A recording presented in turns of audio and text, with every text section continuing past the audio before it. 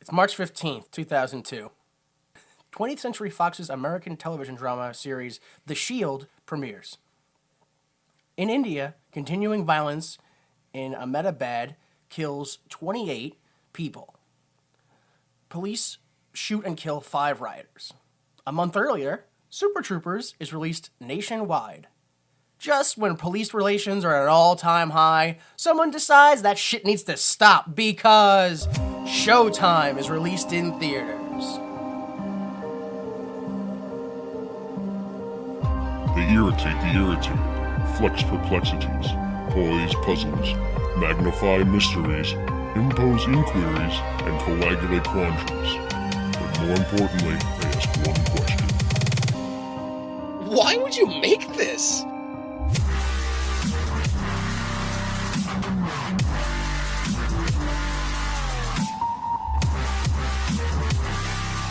Hello, everybody.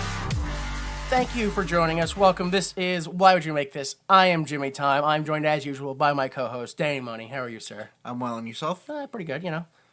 Jay Delta. I'm pretty good. That's fantastic. I didn't even ask you. Good.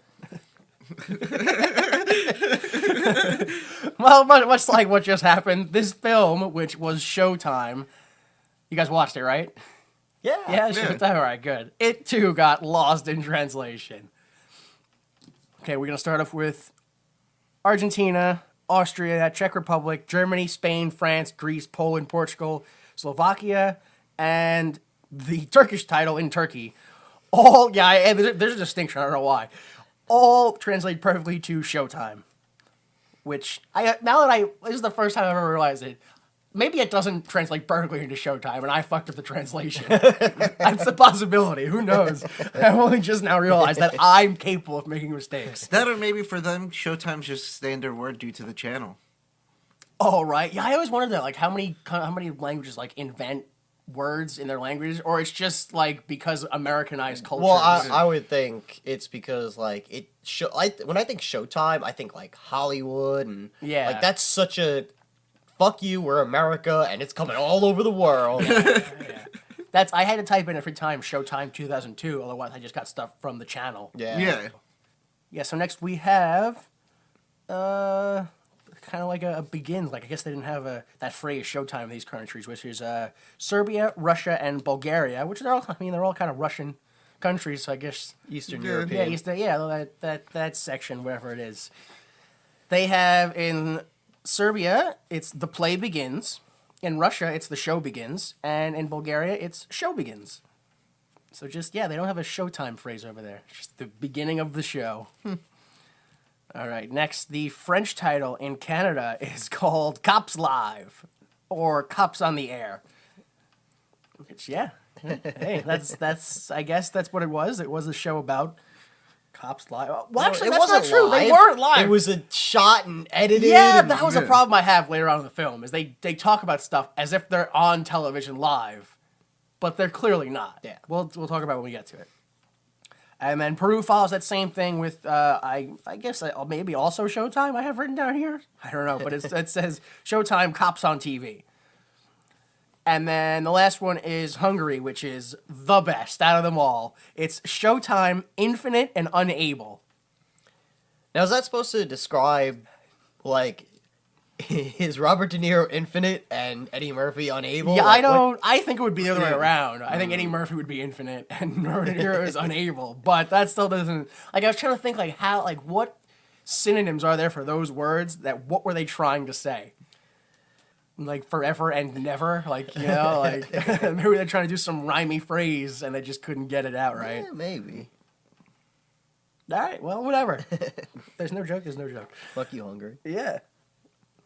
So that was it. That was all the titles, which again, it's Showtime. I just want to say, which is, of course, it's perfect for this movie, which is the tagline for this film, which is Lights, Camera, Aggravation.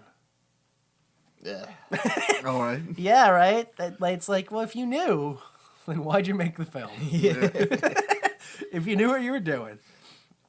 Oh, man. Blazing through it. I love it. Going real quick. So let's go ahead and do... Favorite hour? Our favorite hour. The Troy McClure hour. Another quote from us this time. Still waiting for whatever people are listening out there to send in their own versions of this if they could. That'd be great. All right, here we go. Oh, hello there. I'm Troy McClure. You might remember me from such violent undercover cop movies as 321 Sesame Street, Down for the Count, Undercover Brother 2, Undercovering the Undercover, and Stop or My Mom Will Reload and Shoot Again. All right, yeah. I was a big fan of Troy McClure in that last one. So much reloading. They list the credits in order of appearance of the film, and because of that, Robert De Niro is first build, Eddie Murphy is third build, and Rene Russo is 21st build. Oh my Really? God. Yeah, because of order of appearance. Yeah. It's. So do all the children in the class get billed, like the teacher? Or... I don't know if they do, but we see James Roday, who's the cameraman operator, the one who gets the camera shot off his shoulder. Yeah. That he's Psych from Psych, if anyone out there remembers. We see him first, and he's billed above her. We see Alex Borstein, whatever, who plays Lois from Family Guy. Yeah, she shows up. She's higher billed. The teacher in the classroom she's a famous lady. She plays the mom in the Wimpy Diary Kid franchise. So she's second billed in the film. Wow. Yeah. Or at least according to IMDb. I mean, it could be really messed up. It is very interesting that they decided to go that route with billing people. It's weird. It is weird. Okay, so Robert De Niro plays Detective Mitch Preston. You may remember him from such roles as the creature in Mary Shelley's Frankenstein. What? Yeah. What? Yeah, apparently there was a version of Mary Shelley's Frankenstein where he played the fearless leader in The Adventures of Rocky and Bullwinkle. What? Yeah. This dude had For real? Yeah, I'm dead serious. You guys have never seen The Adventures of Rocky and Bullwinkle? I have, but I don't remember De Niro in it. Yeah. The live action one they did, Yeah, right? yeah. No, I didn't see that because it looks like horseshit. Yeah, that's why you should see it, bro. What are we doing with our lives? And most recently, Dragna from The Bagman. Nope. No idea what that is. Yeah, never heard of that. But hey, we're still working. That's the important part. Eddie Murphy plays Officer Trey Sellers. You remember him from such roles as Thurgood Orenthal Stubbs in The PJs. I'm pretty sure nobody remembers the PJs. Come on, somebody's got to remember. I remember the PJs. Somebody's got to remember that. There's got to be more people who remember that show. That was a great show. I don't know why. I just think that he played the voice of Donkey in Shrek in this one, but not in the last one because the PJs is also a cartoon. I don't know. But he does play Donkey in the Shrek franchise. I'm sure we're all aware of that. No, that in the PJs, that was really just him covered in clay. Oh, that was it. Yes, I remember that. I remember that Eddie Murphy took $9 billion and went to the project in New York and covered them in clay just for a show. That was right. That was bad times for them. Like a week of good times, but mostly bad times. All right, and surprisingly, most recently, Detective Axel Foley in the TV movie Beverly Hills Cop. What? Yeah, no, yeah. What? Wait, Beverly Hills Cop was a TV movie? No, it wasn't a TV movie. Yeah, they just recently made a Beverly Hills Cop TV movie where it was his son trying to come over under his shadow and be his own man or whatever, and he played himself, and this is the basis for the number 4 movie, apparently. Is Judge Reinhold in it? I don't know, but it'd be really sad if he wasn't. Yeah, if it's not a Beverly Hills Cop movie. And lastly, we have Rene Russo, who plays Chase Renzi. It's the only time I even knew she had a last name. Apparently, I wrote it down, didn't even realize it. You might remember her from such roles as Natasha in The Adventures of Rocky and Bullwinkle. Wait a minute. That I remember. Yeah, her and Jason Alexander played Natasha and Boris. Yes, that I do remember. And I assume, and that, I believe, happened after this. Maybe it was before. One of them. Yeah, one of them. I want to say I think before. Certainly wasn't at the same time in a parallel dimension. 2000. Oh, so okay. Before. Yes. So they worked at Rocky and Bullwinkle, and then were like, hey, remember that movie? We got to make up for it. Yeah. And did not. She also plays Frigga in Thor and Thor: The Dark World. Had no idea that was her. Well, now you do. Fuck it. And most recently, Nina Romina in Nightcrawler. You can see the full cast and crew at imdb.com. I think we can just go ahead and jump into the film now. All right. So you leave all that stuff in, right? Why wouldn't I, of course? Well, if Eddie Murphy can go on to do Dr. Doolittle, I suppose we can make this work. Congratulations, Krusty. You're running for Congress. You know, why don't you pound that sign into your own lawn? I'm still undecided. All right, so we open. Apparently, I mislearned his name already. We open on Detective Mitch Connor. What? Mitch Connor. It's Mitch Preston. Preston. Mitch Connor is the fucking name of Cartman's hand at the end. It's not Jennifer Lopez. Mitch Connor. And then Ben Affleck throws up because he was getting blown by a dude the whole time. All right. He is teaching a class about the boring, hard truth of being a cop to, surprisingly, a bunch of second graders. Yeah. Somewhere else, another cop is arguing with his chief, only to learn that his partner died in the hospital. But it turns out that cop is actually on an audition for a cop. But then he goes outside, and he's a real cop. So already, I'm confused as fuck. I have no idea what's going on in this film. See, I just want to preface this by saying I'm pretty sure I've seen this movie before, like years ago, on I'm Stars or Encore, pretty sure I have too, like TV or whatever. And I thought this movie was about like a celebrity who like pairs with a real cop. That's what I thought it was. No, I don't remember that. Yeah, no. I saw it too, but I don't remember that being the... I guess because Eddie Murphy was an actor, I was like, oh, it's an actor and a real cop. Like, I thought... yeah, that makes sense. That or maybe because it looked like throughout the whole movie like he was still auditioning to be in the movie. Yeah, that's true. That, like, I understand, like, that is a type of skill, I guess. To be Bad acting? Yeah, to act badly, but... Like, is it? Like, I just watched a film where a guy pretended to act badly for the whole film. So didn't I just watch a bad actor? I watched a bad... You successfully pulled off a terrible film, Eddie Murphy. Congratulations on sucking worse than anything. Like, how do you, like... What are you supposed to do with that at the end of the day? How do you list that as your resume? Yeah. Well, I'm good at... I'm good at bringing on the tears. Yeah. I'm really good at acting badly. So, you ever need that. That sounds like the premise to a movie. Like some terrible actor who's just like failed to get parts for 10 years. And then he changed his resume to bad actor. Suddenly he's the best bad actor on the block.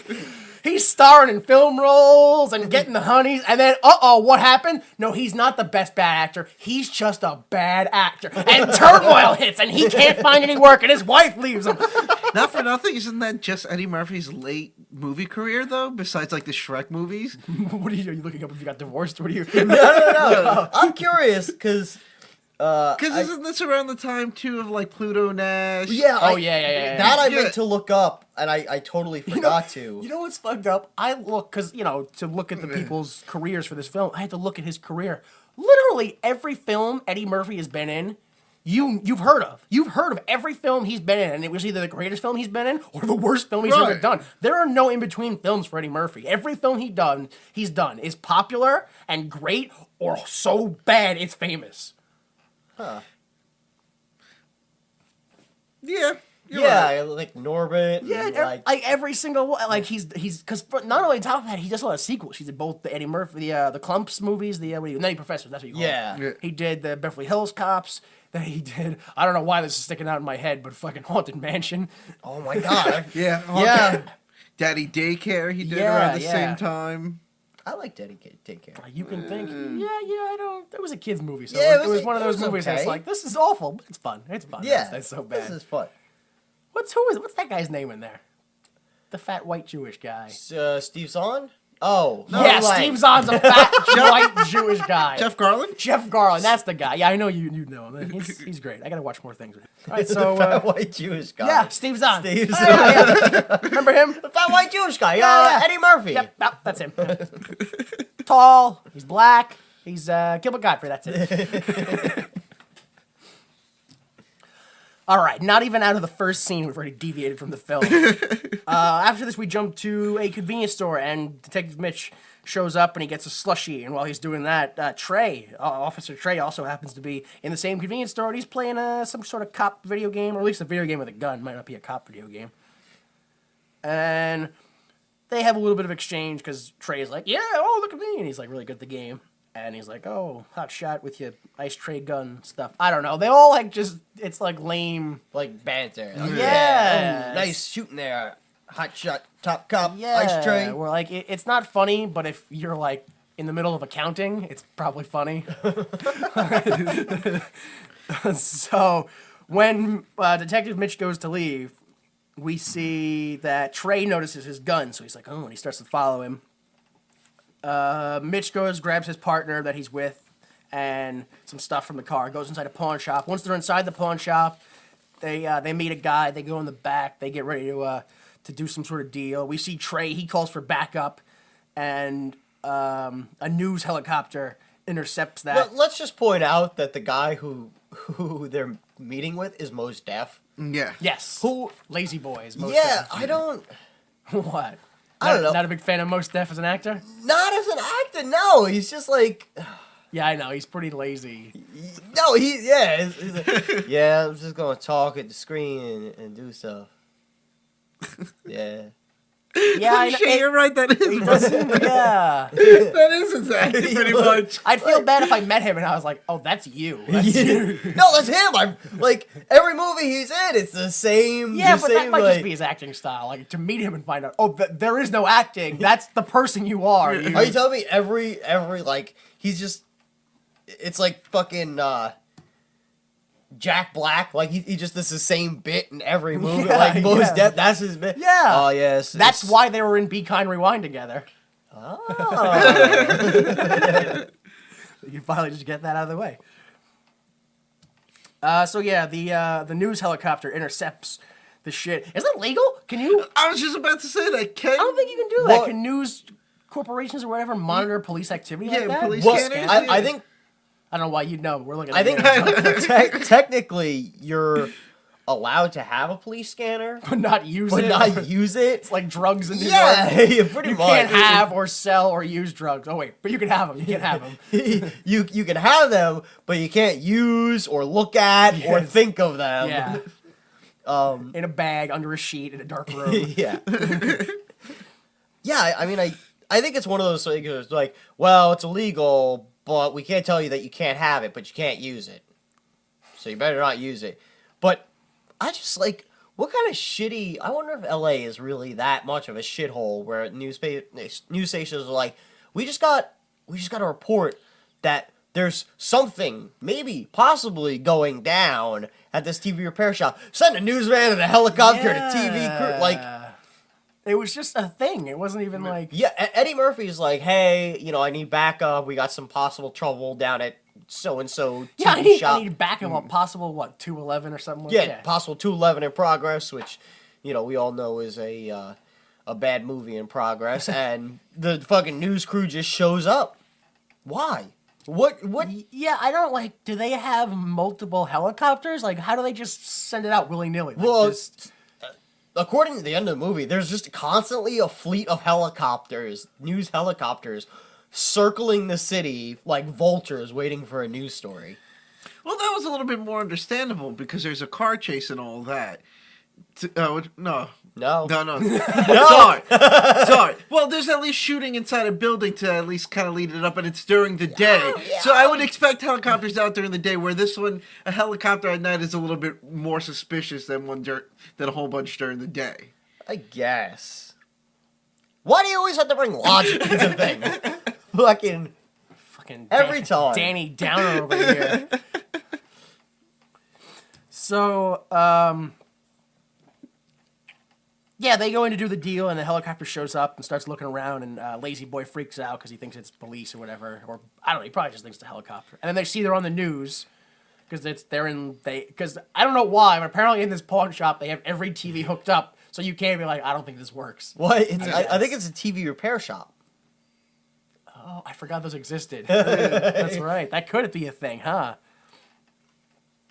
All right, so TV repair shop makes more sense. Yeah, the deal goes bad because of the police helicopters, or the news helicopters, rather, and everyone just runs. They pull out guns and runs. Would a news station? Let's go back and fucking nitpick this fucking news Oh my station God, stuff all right. because really, I just want at this point, nothing has happened, and the news is like, we've got live action on this building where something might maybe possibly potentially be happening. I just wanted to ask do you think that this is a 100% fiction news station, or is this supposed to be like a satire on Fox? I don't think it's supposed to be a satire on Fox. I think it's supposed to be like a satire on like L.A. local news. Just general news Yeah, stations. because Okay. I mean, you mentioned earlier with Rene Russo, the Nightcrawler. The whole idea of that movie is Jake Gyllenhaal is trying to break into the L.A. local news journalism, like hard hitting, like the fucking dirty L.A. real get gritty on the crime in the streets. All right, yeah. It's not clean. We get it. Yeah. I don't know. I just feel like maybe because I don't know too many news stations that also do reality television that also have it's weird for them to be like, oh, there's news happening, and then they're like, and we're also going to do a reality television show, and then didn't like they were saying like you're already in trouble for that, like faking that panda footage or whatever. No, like, it's faking the exploding pajama, the flammable pajama. whatever it was, yeah. Panda footage. Whatever, there's fake pandas everywhere. Panda pajamas. Yeah, that's that same word, right? You don't wear pandas to sleep? All right, yeah, so everybody runs. Let's get past the first fucking 5 seconds. Everybody runs, and Trey, who's there, he's getting ready to, he does it's showtime. And he jumps out, he tries to stop Lazy Boy. Yeah. Lazy Boy fucking uses that giant gun that's like the whole plot of the whole film. Yeah. And he, barely misses him, keeps running. Then Mitch comes out, and Trey jumps out again. He's like, oh, hands on the ground, blah, blah, blah, and he gets him, and he goes to handcuff him, and then for some reason, I wasn't sure if this was like the helicopter had a loudspeaker, or if you could just hear the cameraman yelling, which then they go, nice work, detective. And he's like, and he just panders to the camera for really long. Just keeps going. And Mitch is like, all right. And Take your gun, handcuff you to the fence, and runs away. Well, that's because his character probably was like, oh, this is my big break. Oh, I'm yeah. on TV. No, it's just, he pandered to the camera for a He's no, clearly yeah, an awful cop. Yeah, without a doubt. This is the second time in a movie he has a suspect not handcuffed and just turns away from him and does other things. So, Mitch runs off, and he tries to find the guy and his partner and all this stuff, and then they catch up with him, and there's like gonna be a shootout or whatever, and then the Maxis van comes and crashes in the way, and like I think the partner gets shot.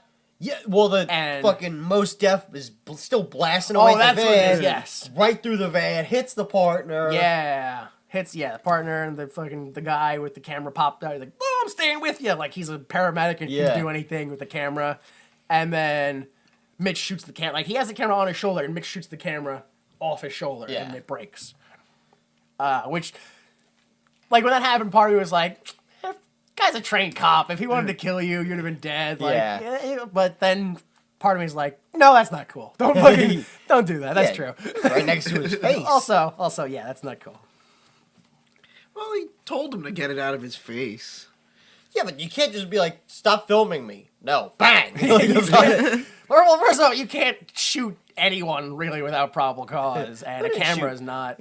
You can't shoot anyone's property either. You can't really use a gun. It's kind of like drugs. You can have a gun, but we can't see it or use it or smell it. Let me tell you how much the fucking last scene bothers me when we get there. Okay. Where the villain's at a gun convention. I we'll know. get back to that. I know. So next we go to Max's TV headquarters or whatever. Yeah. Just some building they're in. And some woman walks up and she's like, oh, look at this. They shot the camera. I got an idea for you. And the woman is Chase. I don't know when we find that out, but I'll just point it out now. It's Renee Russo. It's Chase. And she's like, oh, this is great. They shot our camera, so now we got him by the balls. We can get a reality show. This loose cop on the edge, and he has a bunch of cool stuff. They'll make some action, whatever. And they're like, and the guy's like, all right, fine. Give him a partner. There better be lots of action. And you have a 6-show deal. Yeah. And then she says, which doesn't, like, I had to listen to it like 3 times before I was like, oh, wait, those words do make sense in that order. and somehow they still don't apply to this situation, which is, there better be lots of action. She's like, there better be lots of action, otherwise everyone will be out of a job. Which, that's not. Well, Like, how would everyone be out of a job? well, he's like, this show better be good, or you'll be out of a job. And Yeah. she's like, well, it's not good. Everyone will be out. Every, Well, she mentions the networks in the ratings toilet, so maybe it's in financial trouble. Or something? I don't know. But if that is the case, he doesn't seem too worried. No, Yeah. not worried at all. He wants his 18 lunchbox on he's eBay. playing ping pong. Yeah. Can I just mention, Mitch's partner gets shot. Yeah. We never find out if That was something I had, which is it's apparently one of the deleted scenes. Oh. He goes to the hospital, and I didn't watch the deleted scene, so I don't know everything that happens to it. But what I read was that he goes to the hospital and he just learns why his partner will never come back to cop. Like, he's done. I don't know if he dies. It didn't say he dies, but it says that it explains why we never see the partner again and why he doesn't partner with him after the show's over. Oh. Yeah. It's Thanks for fucking telling us. Yeah, there's a couple of deleted scenes in the film. There's that one. I think there's some sort of like Showtime premiere with a bunch of like TJ Hooker stuff. Yeah. Like him, he's doing his shit. And then there's some more of the confessional booth. There's like 12 minutes of Eddie Oh my Murphy doing God. improv. 5 takes, I think it said. 12 minutes. Jesus Christ. Yeah, I'm glad they deleted that stuff. Yeah. So, yeah. Show's on. Go figure that one out. Let's go. Well, sorry. Back to what you were saying. I'm trying to figure out what she meant by it.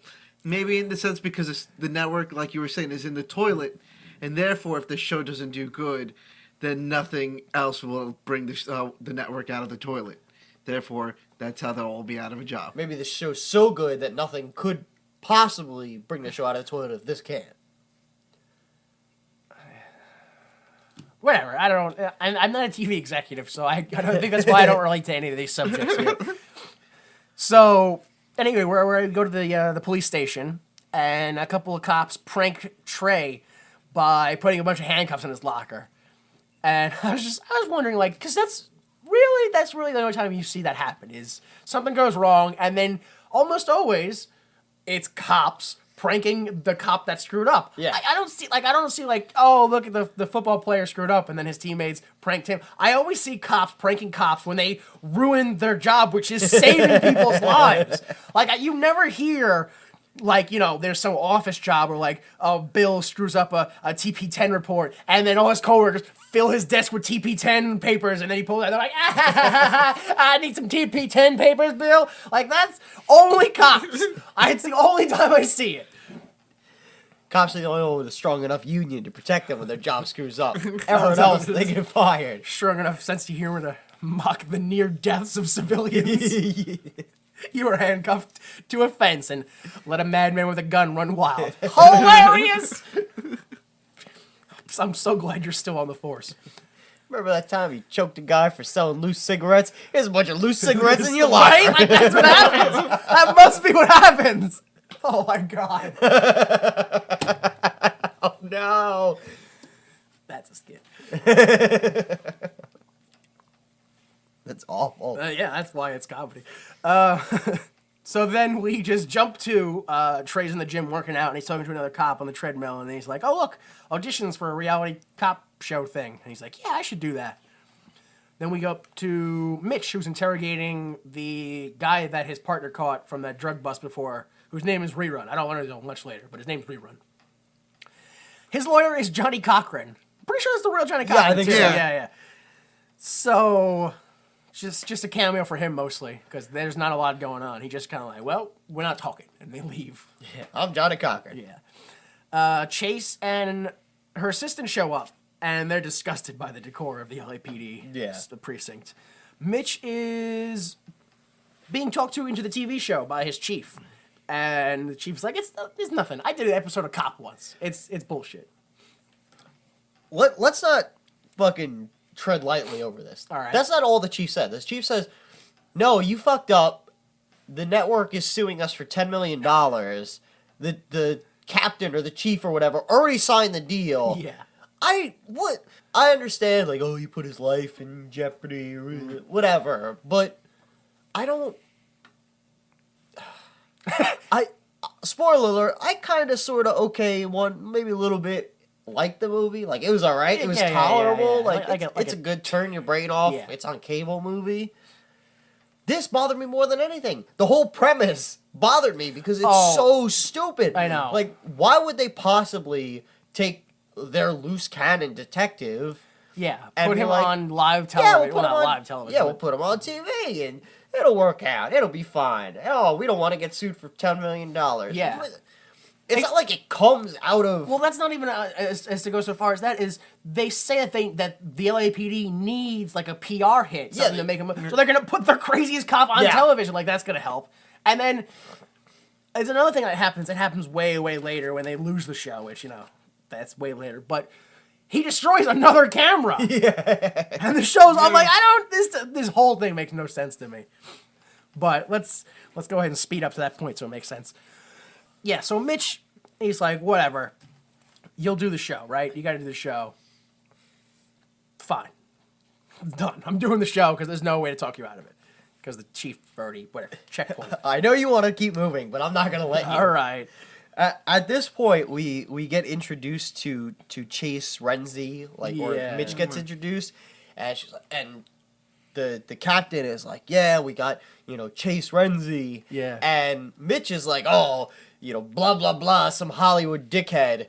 And I don't know why. The captain's like, yeah, well, she doesn't have a dick. And I was like, what? I was like, he's a dickhead, not that guy with a dick over there. I don't know why it bothered me so much. It kind of bothered me, and I was like, why? Like, does he really think that Chase is a manly name?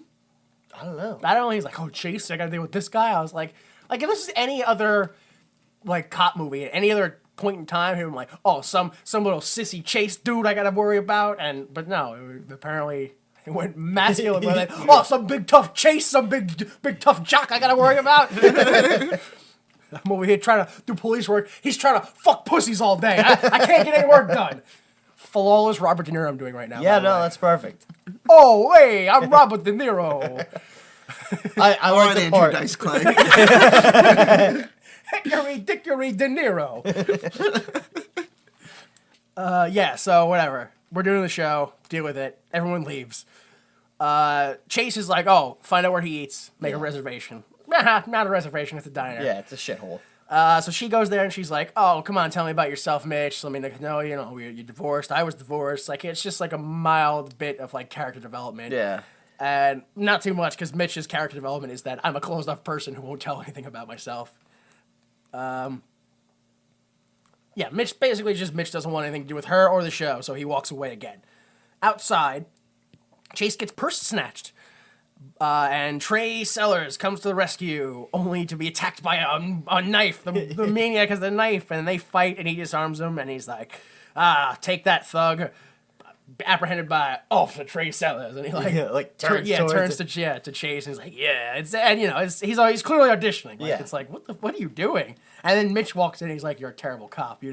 This guy's not handcuffed. You left him alone again, and then you go back and forth and argue for a couple of seconds, and then Mitch asks the thug, because the thug's like, oh, well, I can't do handcuffs. Well, he starts complaining, and he's like, what? Who is this? Do you know him? And he's like, yeah, this dude paid me $10. He just immediately sells him out the second he's questioned. Hesitation. Yeah, immediately sold him. He's like, I'm an actor. He paid me. He told me I wouldn't have to do any of the things that he did. And he's like, all right, fine, get out of here. And they let him go. I think they let him go. I'm not positive if they let him go or not. I'm pretty sure they must. Mitch might have just arrested him anyway, just for the hell of it.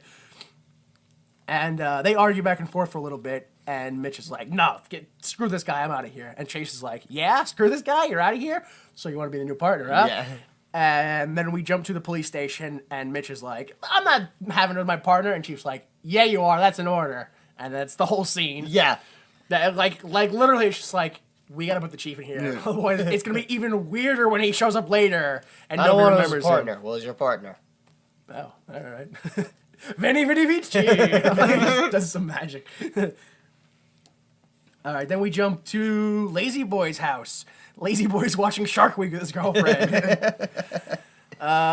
we saw. I didn't mention it, but Outside the TV repair shop. yeah, we saw a man in a car in some darkness, and this is when he calls Lazy Boy, and he's like, "You've been doing some things that you're not supposed to." Use my gun. Yeah, use my gun, and Lazy Boy opens up his door, and the guy's standing there, not talking to him.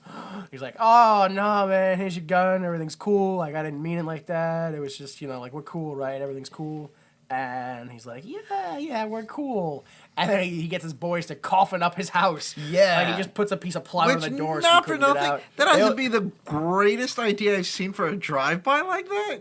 Just to, Yeah. close them in like that. It worked. It wouldn't have worked as well if Lazy Boy was smart enough to realize what was going on and immediately run for the back door. Yeah. Right. But yeah.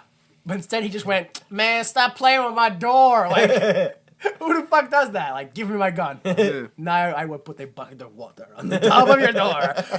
So when you leave, you will get wet. Especially because what is it too? They show that the windows were all barred up. Like that. Well, He that's could have just fucking from- lit the house on fire, and that he Yeah, would have been he would've fucked. been- That's Yeah. just from living in the hood, so. Oh, the bar, yeah, that's Yeah. standard at all houses, yeah. But no, it was, yeah. He should have just ran for the back door, or at least the basement if there was one. But he was lazy. Well, So- not really, because he kind of knew what was going on. Because as soon as he realizes, like, oh, they boarded up, he looks out the window and sees them all pointing at him. Yeah, but that's my point, is that there was a big thing on his door, and he went, "Man, stop playing," and looked out the window to yell at them, and then went, "Oh, they have guns. This is not playing." I guess. What a dumb prank. Who boards up my door? So all the guys with these like super duper automatic. Yeah, Explosive I think shotguns. basically they're the same gun, is it? Yeah, it's a bunch of the same, Same guns, yeah. They just unload on his house. Which I want to bring it up now since it's being shown here. These guns, they're like grenade launchers and rifles. Like it's a weird. They're like shotguns, but it's also got the like flip up barrel to make it like a rifle.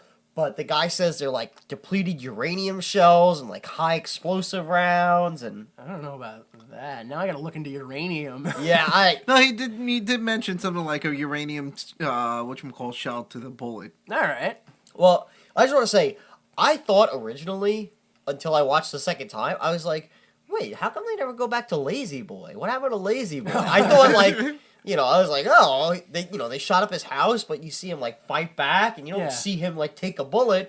And then I watched it the second time, and then I remember, oh, yeah, the whole house falls down on them. Him and his wife are dead.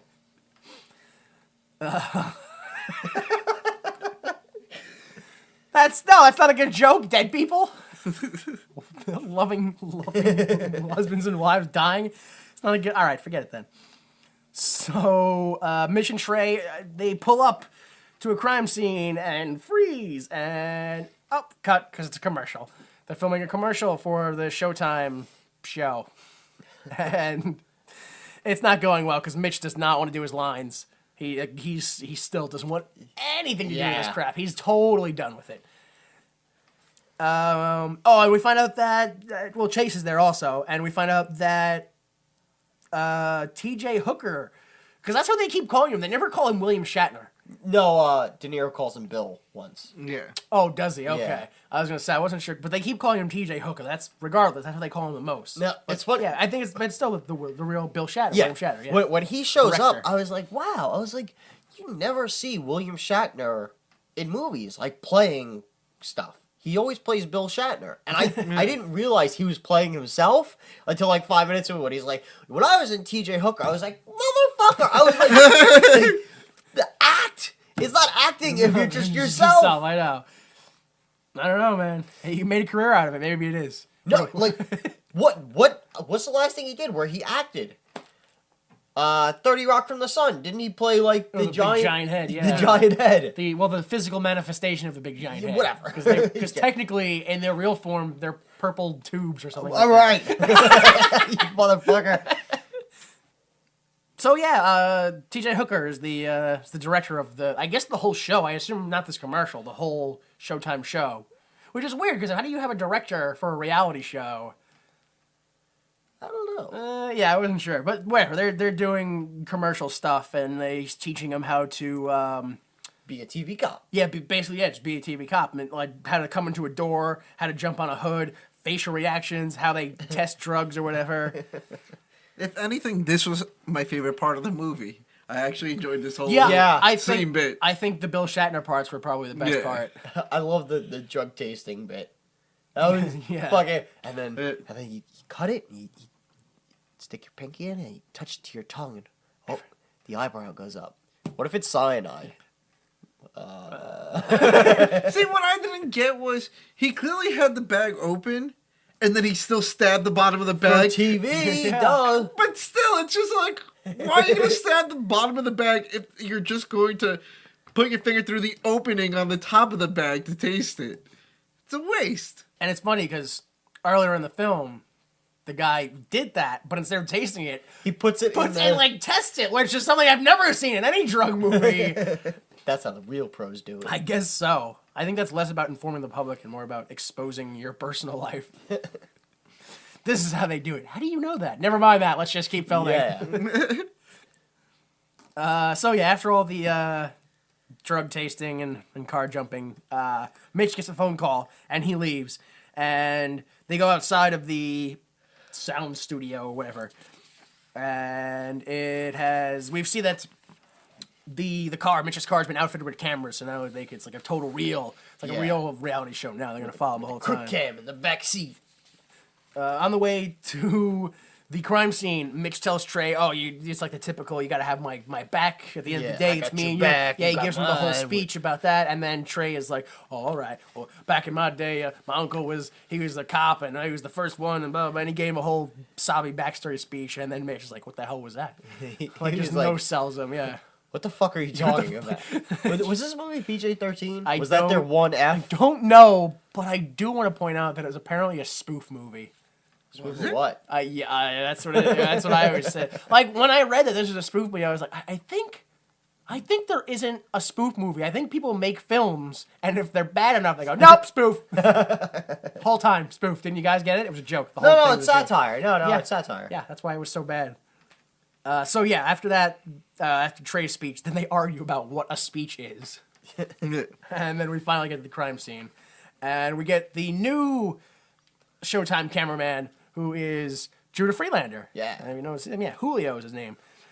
Mitch is just doing some real actual detective work, looking at some clues, putting up some ideas, and I need this and get that, and blah blah. And Trey just keeps panning to the camera like, yeah, classic, revenge character. Oh, great plot line, whatever. And it's just pretty much just Trey being an idiot and Mitch being like, just get out of here. You're wasting our time. You're not doing detective work. You're garbage.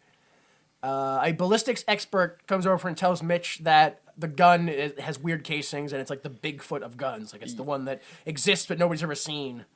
It's probably Eastern European. Yeah, it probably is. Yeah.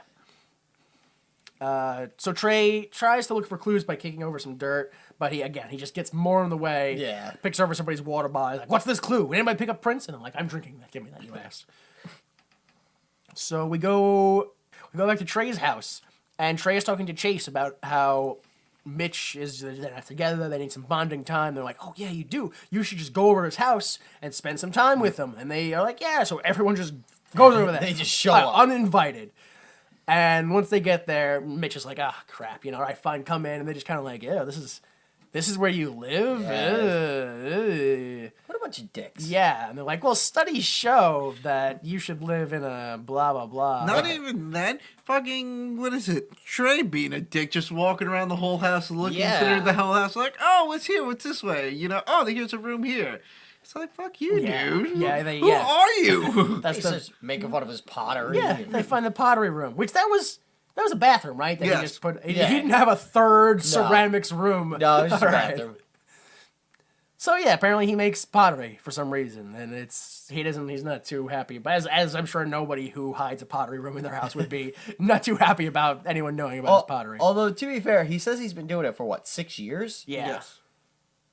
No. Yeah. Which is, again, I think that's why it's considered a parody movie, because they make fun of that later on in the film. Yeah. So I think this must be some strange time where poking fun at yourself is boom, parody, done. Well, he does mention something later to the sense of he's not too good at it because he never really took it serious in the sense. That's what I'm talking about when they make fun of it. Yeah, yeah. that's they poke fun at it, so I think that's why it's like, oh, parody, huh? Is this also? No, this is not also that. Yeah, so they find the pottery room and kick him out. They're like, all right, everybody out, let's go. We got to do some stuff, whatever. Mitch leaves. He sees his car being towed. He's like, oh, my car. What the heck? He's very, like, for such an angry loose Yeah. cannon, he really just fucking takes everything. He's like, oh, shit. Yeah, Oh, that's well. why it's like, Oh, shit. I don't think he's a loose cannon. I think he was genuinely upset that he saw his partner got shot and this guy was just shoving a camera way too close to him. So like he goes outside, car's gone. Oh, but it's a Hummer instead. It's being replaced with. It's a Hummer now. Oh, haha. Those things were huge back then. 2002. Yeah, man. Everybody wanted one of those, and then they got one and went, "Where do I park it?" And now I can't afford gas. For it. I drive to the gas station and I'm out of gas. And then, I just keep going back and forth.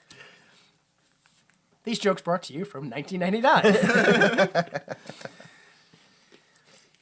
So yeah, Mitch drives to the police station, or struggles to drive to the police station, and then struggles to park the thing because it's not even like one of the kinds of, some people might remember the Hummers. Remember those were like H2s, remember the H3s? Yes. If they still make those? Yeah. Well, yeah. That's like a mid-size. That's like a what do you call them? An SUV size Hummer. The real ones are like the size of two cars. Yeah, Those things are gargantuan. fucking like 50 feet across. They're huge. They're boats, really. They're drivable boats. Oh man. So yeah, he struggles to park it, and then eventually he does, and then Trey speeds in his new Corvette and spins around and parks it backwards and does some kind of very basic but cool tricks, Yeah. something I couldn't do, but still pretty basic. Something I couldn't do with flipping the car and totaling it. Yeah, if I had, ending up in the hospital. 8 cars to practice with, I'd totally pull it off eventually one day, hopefully. And I feel like he should have messed up the engine somehow, like having the engine slam each time he went up a level on the parking garage. But look, I don't, whatever. I'm sure there are a lot of people out there that know enough about cars that appreciate that insight, but I do not. Yeah. If that's something that does happen, then yeah. Sparks are supposed to come out of the bottom. I think. Yeah. To be fair, he's not taking care of that car. Immediately he jumps out, goes across the hood, scratches it up. Like he doesn't know what he's doing. It's a toy for him. So obviously, whatever he's probably like, what the fuck? What oil? Like cooking oil? That's what he puts in the engine. Just anything. Yeah. So he scratches in the hood. Inside. This is the point where I'm like, no camera is worth that much money. There's no way, because we get inside and we see that Chase has redecorated the entire Los Angeles City Police Department. Like right in the center, they build a giant office. Yeah, absolutely. They move everything out of the way, and it's a police department, so you don't just get rid of shit. Like, they move desks to other part of places. Yeah. So they just redecorated the whole place, the whole thing, obviously, not just one area. And then, like you said, they got a whole like glass office in the middle of the precinct, which that's where the whole show is happening now. There's a confessional booth in there. It's ridiculous. This is also where they come up with the whole Showtime show name. Yeah. Because as we heard earlier, Trey does that whole, when I want to get ready, when I fight someone, I go, it's Showtime. So yeah, they're like, oh, that's genius. That's what we're going to do. Not only is that the catchphrase, that's the name of the show. Yeah, hey, no work for me today. I don't know if you guys have ever seen like Alias, but that's like what the like office room, like the glass office in the middle. Oh, really? Of everything. It just reminded like one of those like Fox like intense thriller, like maybe like House or something like that. Yeah. Like they're always in like glass offices. They always have these see-through Yeah, glass like things all strange over. walls, and everyone can just peer into your business. And they have these weird bits of plastic that you pull a string and they hide all your business. I don't get what's going on, you guys. I don't get it at all. There's these magical portals with these knobs, and you turn them, and the portal opens. Don't even get me started on those things. I got like 6 of them in my house. Still know how they work. So yeah, this is this. I think a montage may be a sign of a bad movie. Yeah. I know, like everyone loves a montage, but I think they may be like just like if you got a montage, you're like, oh, you guys gave up at this point. I think it depends on which decade it occurred. Obviously. I mean, 80s. That's what it's all Yeah. about. Everybody's got a montage, but I think they also had better songs. Yeah. Back in the 80s. I think that was it too. Not this somebody saw.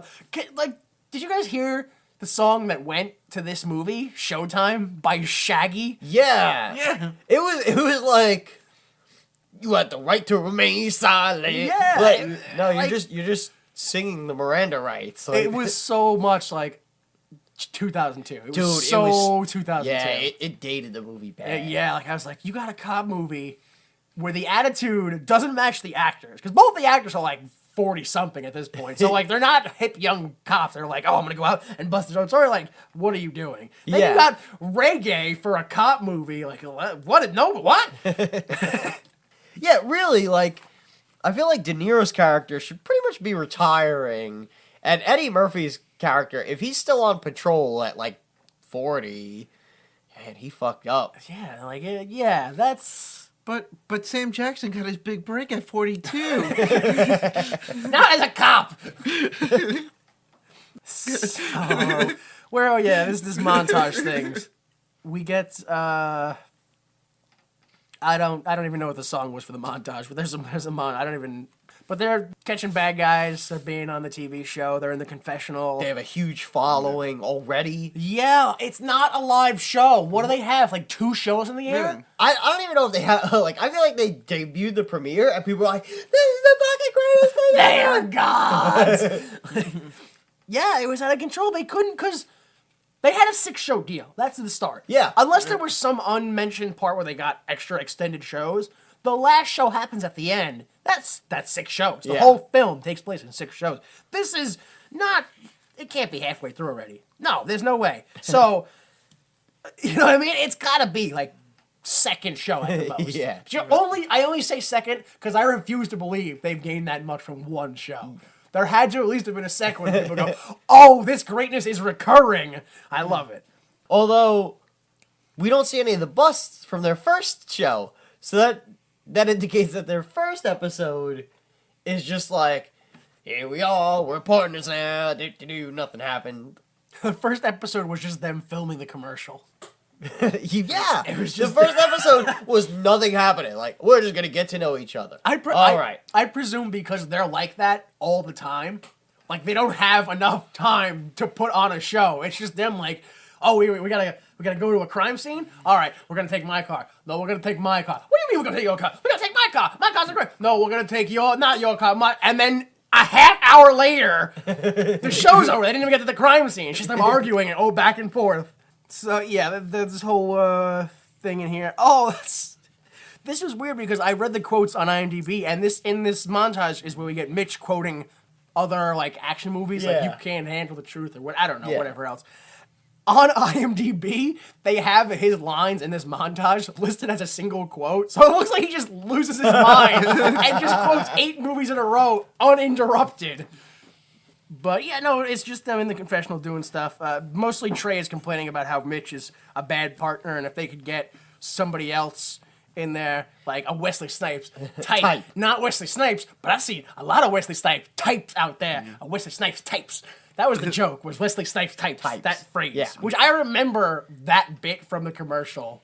That I didn't see. I remember that bit from back in the day, because I haven't seen the commercial recently. But yeah, it's Stuck with you. Good marketing. yeah, apparently. Not good enough because I didn't see the film until it was on TV years later. But it was good for Wesley Snipes. I went and saw Blade afterwards. But then he got arrested. Well, that was much later, I hope. It's for tax evasion. So yeah, they're like, let's doing the montage. They get in mail. They doing some stuff. They also actually do some real detective work and go to see if anyone knows about this bullet shell. And the Yeah. guy shakes his head. No, I don't. And they go on back to what else do they do? Oh, Trey also makes faces in the mirror. He's like, hold on. He Yeah. plays with the nunchuck or whatever. And they go to a Showtime premiere. That's right. They go to a premiere. Yeah. So I don't know how many shows have been out because they went to a premiere towards the end of the montage.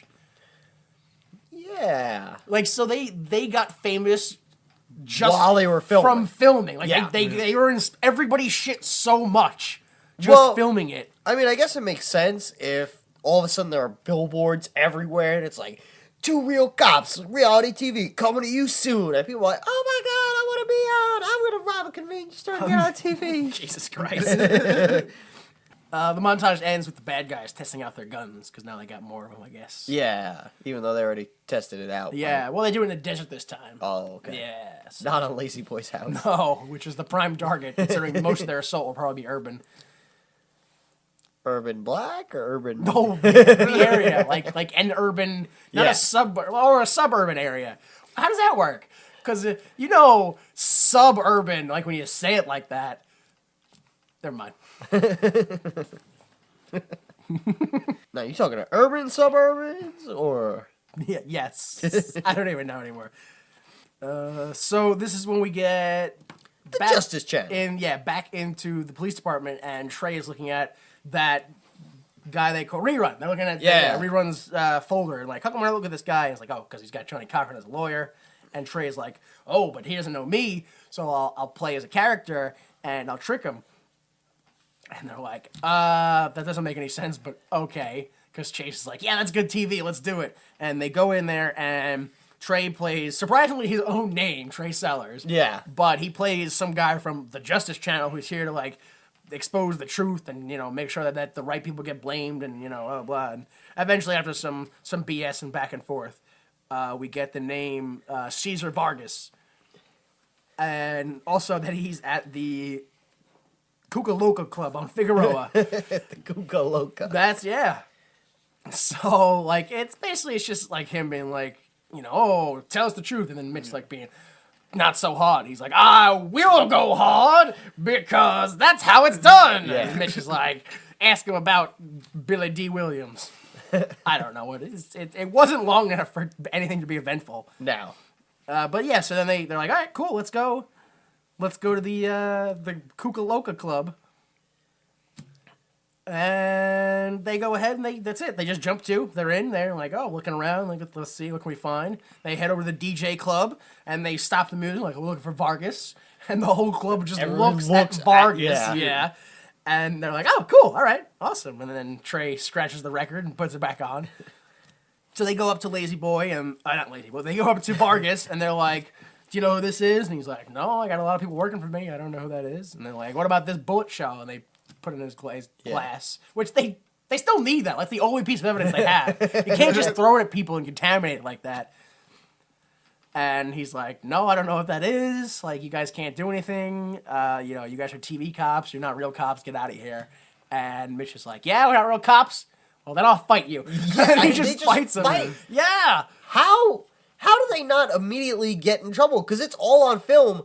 They throw the first punch. Yeah. With, like, nobody throws up. They just show up and just start punching people in the face. Absolutely. Somebody goes flying through a pane of glass. There's this guy that has to be paralyzed. No, well, probably. I didn't watch everything. Probably paralyzed. No, but there's this guy that has to be like a good, like 6'2", 6'3", like 200 and some odd pounds. He throws a punch at De Niro. De Niro throws up one arm, blocks it, and then punches the guy out like through a window. Like, I was like, he would have broke all his bones. De Niro's dead right there. Whatever. They were just like, let's do whatever we want at this point. We don't have enough fight scenes, so here's one right now. The fight just disperses suddenly. I don't know why. And we get them in a car. They're going back to Mitch's house. And Trey is like, oh, you're not very good at pottery or whatever. And then Mitch finds Trey's 8x10 resume. And he's like, oh, what is this? You got these, you're dressing up like the village people? Yeah. What's this skill you have here? You're a mime? That's a skill? And they just, mock each other back and forth. And then we find out, Trey's like, why pottery? And Mitch is like, well, my marriage counselor said I should take it up. So I did.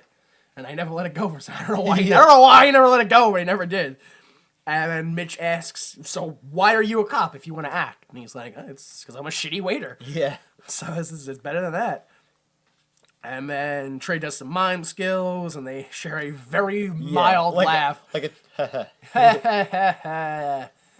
Oh, good, the ride's over. And when they get to Mitch's apartment, Mitch realizes that he left a light on in the house, and he doesn't normally do that. That's scary. Let's go check it out.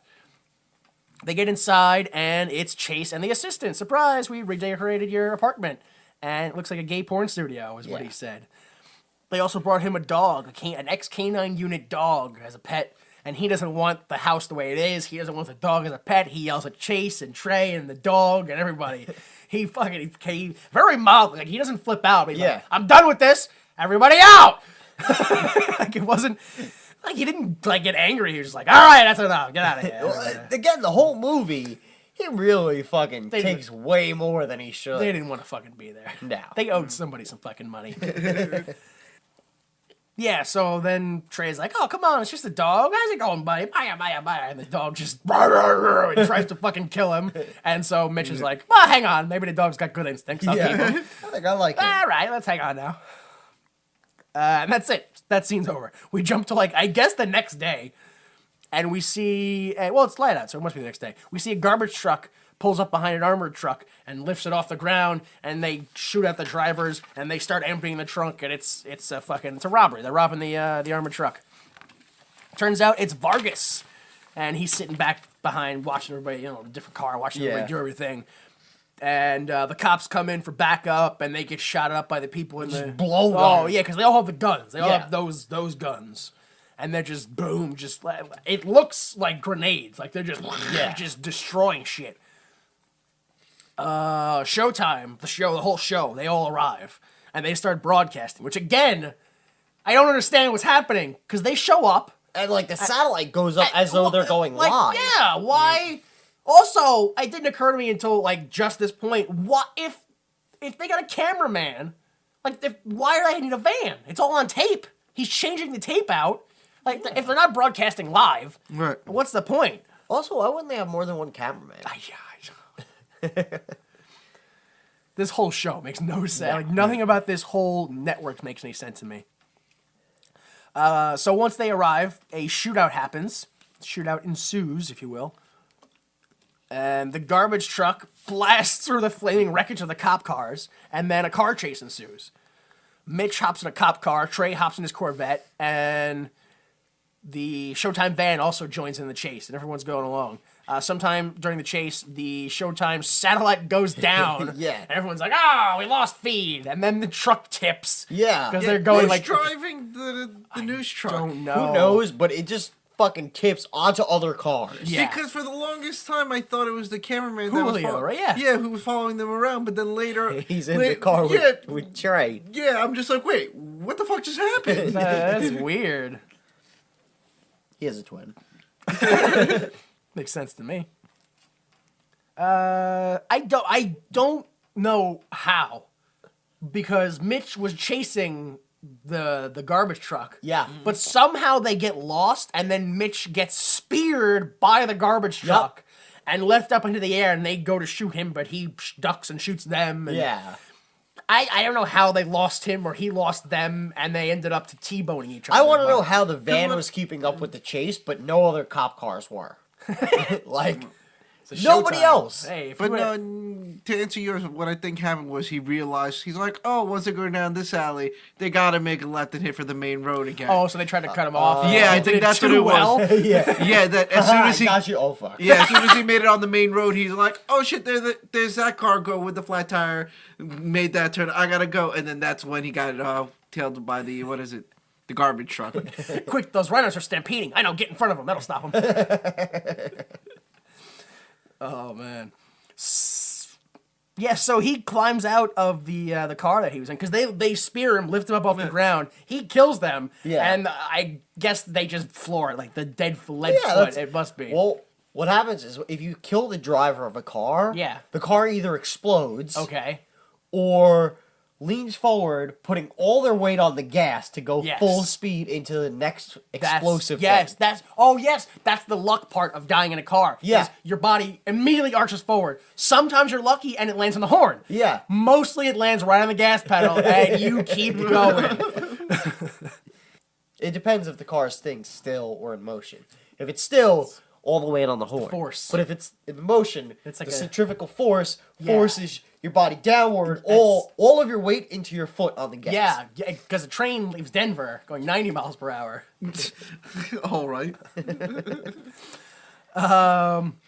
So yeah, Mitch is on the hood of that car that's speeding towards. I don't know what it's speeding towards, but it's speeding in It's a like a city. construction It's site. it's speeding in a city. Yeah. Bad things are gonna happen eventually. And he gets out, and they're like, "Oh, look out! There's some stuff over there that's gonna crash into. Quick, jump on the hood." Remember, we learned that with T.J. Hooker. Yeah. Do that thing. I don't know why this is the callback of the film. Yeah. This is it. Remember that bonding moment of hood jumping? Now that's some hood jump. Never mind that drug testing part that was funnier. No, it's the hood jumping. Because what is it? Because they're all like, we'll remind them that Shatner fell off the car trying to jump on the hood. They're like, that was our big laugh. We might as well make a callback Pretty to it. And then, like, I don't understand when, like, a car hits into, like, random items that it explodes. Science. Yeah. Yeah. Well, see, No. the problem is in Hollywood. Well, I should start out. In real life, cars keep their gas in a tank, but in Hollywood, cars keep their gas like in a small section in between, like the inside of the car and the exterior of the car, like a thin fluid membrane of gasoline constantly flows to the car. Like where the radiator is on a normal car, that's where the gas is on a Hollywood Yeah, car. yeah. That way, anytime there's a front end collision, explosion. Yeah, it's kind of like I don't know what else to describe it to, but it's like some computers have water cooling systems where there's just a tube of water that goes through the whole computer and that cools it down. It's like that, but gas. I gotta say, I do always love, like, in any of these, like, cheesy old movies where you see the car go flying off the cliff. Yeah. And, like, like just enormous fireball. Oh my god.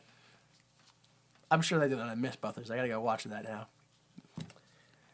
Yeah, Just to see how much like explosives are need to make a car to make a car explode that much, because it's not. I didn't look it up. I saw it once that C4 is incredibly stable, Yeah. overwhelmingly No, you can stable. shoot it, and it yeah, and doesn't. it does nothing. You just lose C4 because you put a hole in it. And it's gone now. Oh yeah, hood jumping. Yeah. The chase, yeah. Yeah. I don't. My notes say that I break down during this scene because there's a lot of stuff that doesn't apply to them. Like, apparently, I just now realized, like, I don't know what Rennie Russo's character's name is. Like, I know it's Chase, but I don't know the last name. So apparently, I think it's Chase Utley, who's a baseball player. Yeah, the second baseman for the Phillies. I don't know why that I have written down. Also, I have written down that I think movies may have ruined police work because I've never in a movie seen anyone, unless it was a plot point, shoot at anything that wasn't a head. I don't ever see people purposely shoot at legs or arms in movies. It's always a kill shot. Yeah. Unless it's a plot point.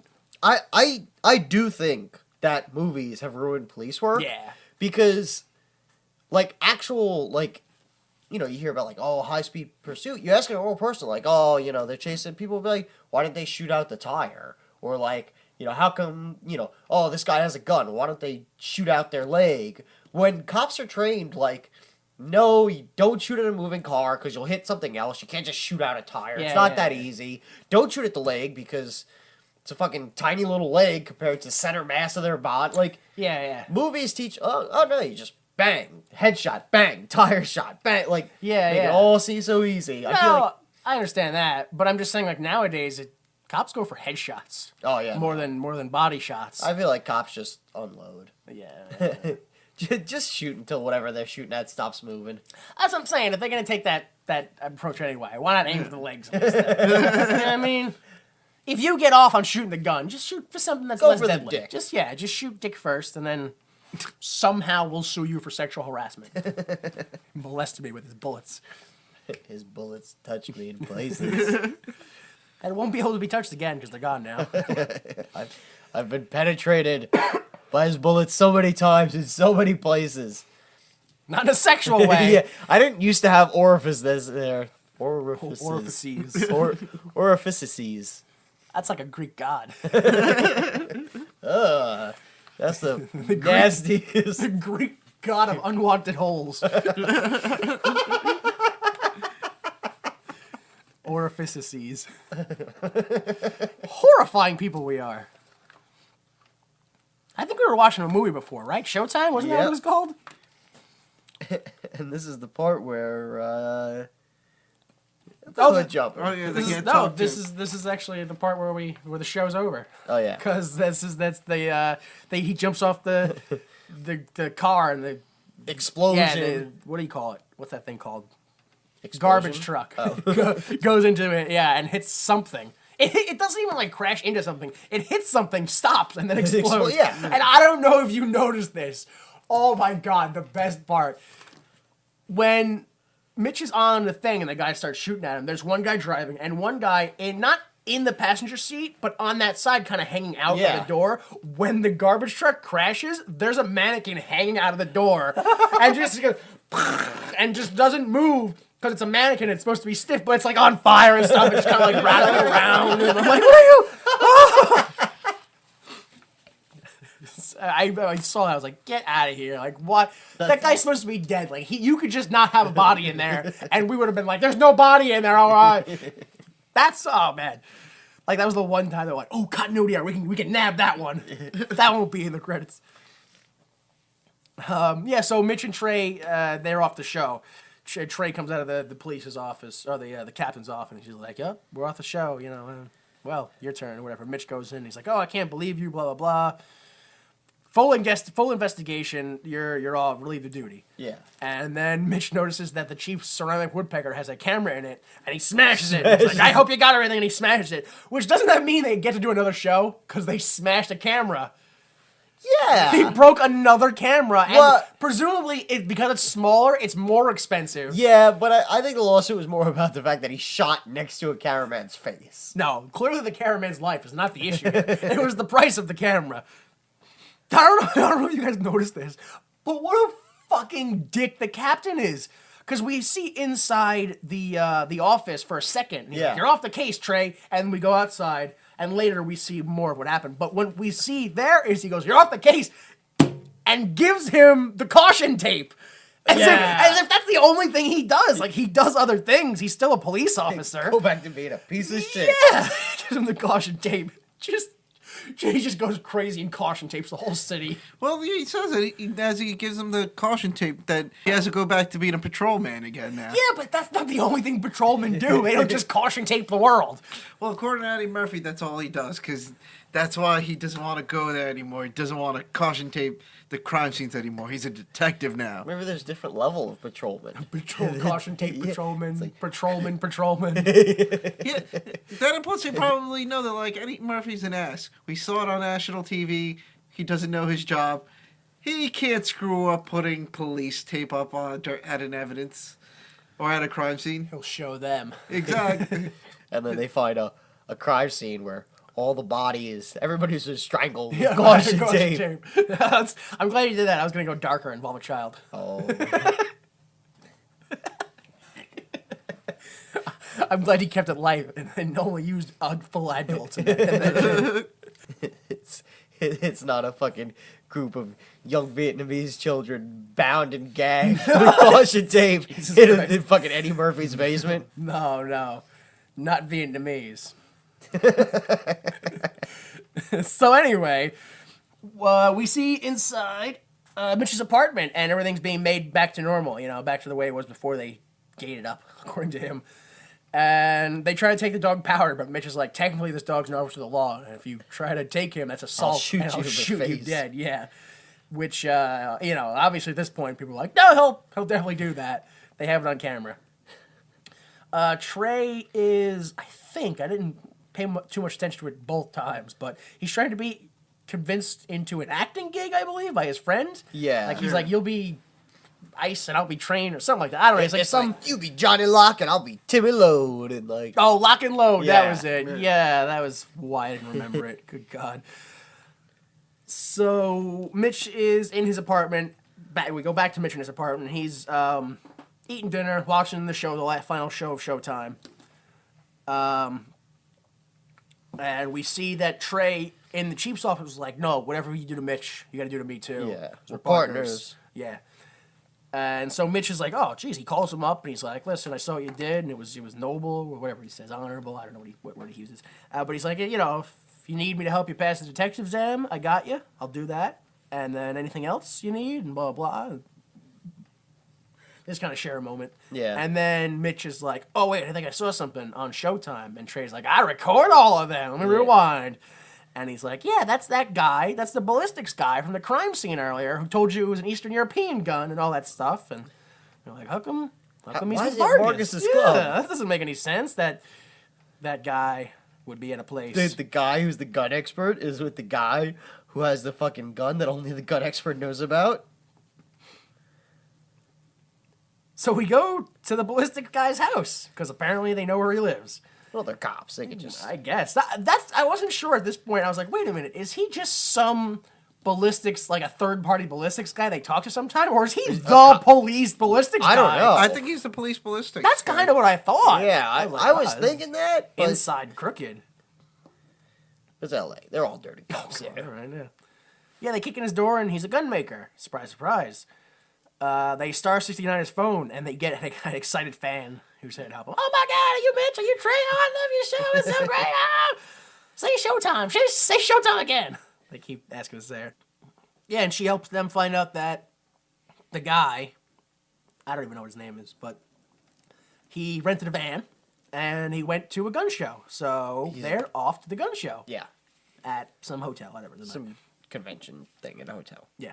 Vargas shows up to the ballistic guy's booth, and he's like, hey, nice gun. So they go in the back and trade some money. And then Chase shows up, and she's there to help Trey and Mitch. She's there with her assistant Yeah. and the van and the camera guy. And they're like, yeah, we're here to help. We're here. She's like, oh, but we need an ending, too. That's another thing. We need an ending for the show.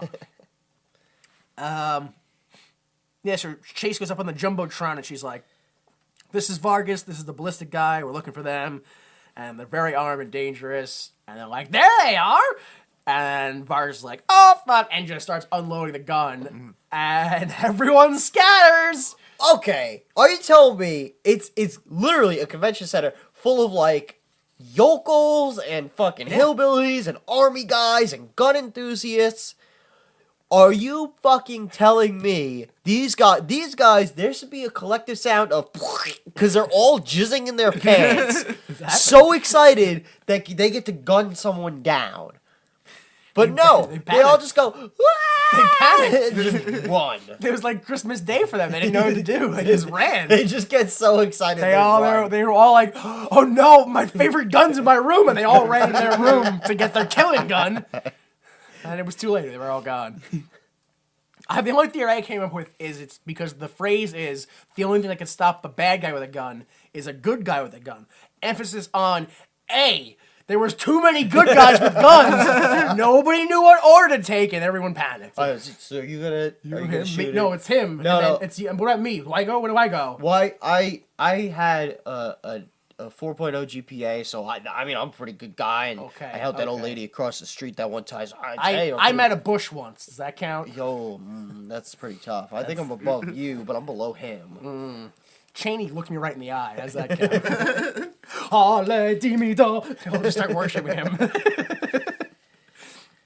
So they all flee in terror, even though they all have guns, Yeah. and they're fucking gun enthusiasts at a gun show. Yeah, Are you telling me they wouldn't all just go, I want his fucking gun, get him? right? Like how come they should just start buying shit from him. What a presentation this guy's doing. This is great. Oh, this is fantastic. Best gun show in years.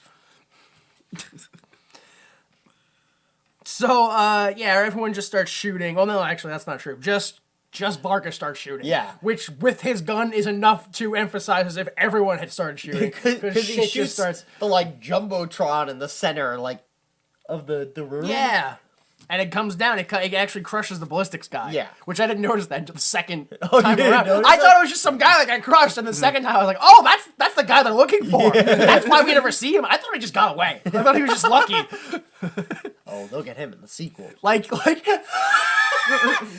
the end of the video, like at the end of the tape after credits, we'd see him, and he's in a bus somewhere with fucking John Candy's character from Planes, Trains, and Automobiles. Just that character just keeps getting around in every movie. He's stuck on a bus with him. That character is everywhere. So yeah, that he gets squished. That guy's done. He's dead. And Vargas grabs Chase. Yeah, they run and hop in an elevator and fucking... What kind of escape plan is that? Oh, it was not an escape plan. It was a panic plan. Yeah. Yeah, why would you go into a hotel room at that point? You're in the elevator, you're technically kind of safe, in my view, because if he's riding up, you're just going to ride down and leave at that point. Got fucking logic. Keep an eye on Danny Money. Yeah, why didn't he just goes to the top and goes, boop, first That, one. yeah, I Exactly. never Wow. in my life have I heard the phrase "trapped like a rat" apply so pristinely to a situation. Yeah. Like, I know, oh, he's trapped like a rat, and I'm like, I don't know much about rats. Do they really trap themselves? Like, what's going? Nope. This is it. Yeah. This is the end all be all example of that. Trapped like a Vargas. So, yeah, they go ahead, run up into the hotel room. They chase him up there. It's not hard to follow him because he rides the elevator up. Like, that should be hard to know which floor he Yeah. gets off on. But after that, no problem. Runs to a hotel room, blast not even just like the lock open, blast the whole door, area like, yeah. where the handle is away. Like, you could stick your whole head in and then go, I think I can still fit a shoulder in Do you here. think that was his room? If- Do you if think it he's like, wasn't- I don't know which is my key card. Bang. I fucking love my key card downstairs. That's like triple panic if it wasn't his. Like, it's bad enough that he panicked and go, I'll just go to my hotel room and ran. But if it wasn't like, I'll just run up in the hotel. Suite 9? That's the best one. I'm going there. So, yeah, he traps himself in the hotel room. Yeah. He can't, he's just like, what do I do? Looking around. There's helicopters outside, like 8 of them, just floating around the hotel. What's the name? Mitch and Trey, they show up and they're like, oh, is this hotel with the giant holes in the door? Is this the one he's in? I think so. They run up and they're like, oh, what do you want? Do you have demands or whatever? And he's like, yeah, the slide door opens in here and we'll talk. I didn't understand, like, what was... That mild bit of racism. Yeah. Yeah, they didn't. You understand him fine the whole movie, and then he's like, slide your weapons in here. Slide your weapons in here. Which actually I said much clearer than he said. Yeah, he was like, slide your weapons in here. Not only did he suddenly have a just like way thicker accent than he also had a lisp. Yeah. And he was drunk. Yeah, he was was like, like a lisp, a slur, and a And heavy slide your weapons in here. Like No, it's too clear. Oh my god, yeah. Slide your weapons in here. That was perfect. Pristine right there. That was it. Yeah, they like for like couples like, what? What's it? What? Slide your weapons in here. What? Huh? What? Whatever. He throw the weapons in. I think it's because Chase says it too, right? Yeah, She's she's like, slide your weapons slide in your here. weapons in. Yeah. She's like, this bit's awful. Just slide your weapons Types in. up a letter, mails it first class. Oh, slide our weapons in. This is the part where I'm like, I wonder if that like I don't have a gun and marble floors. So I don't know if would that happen? Like would a gun just slide like that forever? Like when you slide a gun in the ground, like I just want to get like 8 different types of tiles and like and just slide them and just see how far they slide. Just There's a Mythbusters for there's that. God Mythbusters. Don't fuck me on this. Yeah. So they decide that. Because Julio's there with his camera. Yeah. He's like, oh, I got a backup gun. We'll put the gun in the camera, and then we'll go with the camera, and we'll win. Like, they don't... Yeah. Like, I was sitting there like, I don't understand. Like, and then you're going to pop the gun out of the camera? Yeah. And it's like, I didn't get... I didn't get it either. Yeah, I didn't get it. And then they go in there with the, like, here's our weapons. We're going to go with the camera. All right, ready? You guys ready? Okay, showtime. And he shoots the gun in the camera. Like, the camera's in the Yeah. gun, and he shoots it out the lens. Third camera he's broken. Another show. So they shoot him, boom, right in the whatever face, chest, something. They hit him. He falls. It kills him, No, surprisingly. he falls to the ground and goes, bang, bang, bang, Yeah, bang, pulls bang. the trigger as he falls. Unloads as he falls to the floor. Top floor, and directly above them, Yeah. the hotel pool. Why wouldn't you? Yeah. Where are you gonna put it? Underground? Bullshit. No. Up top, 97th floor. Yeah, and apparently that gun put enough holes in the floor to make the entire ceiling lose integrity. Yeah. And the whole thing falls through. All the water falls through, washes out the entire floor that they're on, pushes Vargas out the window. Yep. Like, he drops whatever, like 20, 30, 50 stories. He's gone. They don't even see his body. He's gone. Everyone's fine.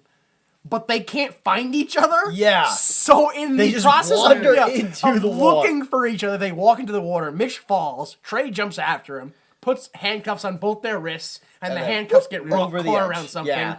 Surprisingly, doesn't rip their arms off. Yeah. Yeah, I was about to say that. Shouldn't their like wrists have snapped or something? Shouldn't they have dislocated their shoulders, Yeah. broken their wrists? or- Obviously. That, like, Nope, they're just hanging out, fine and cool, because it's showtime. Yeah.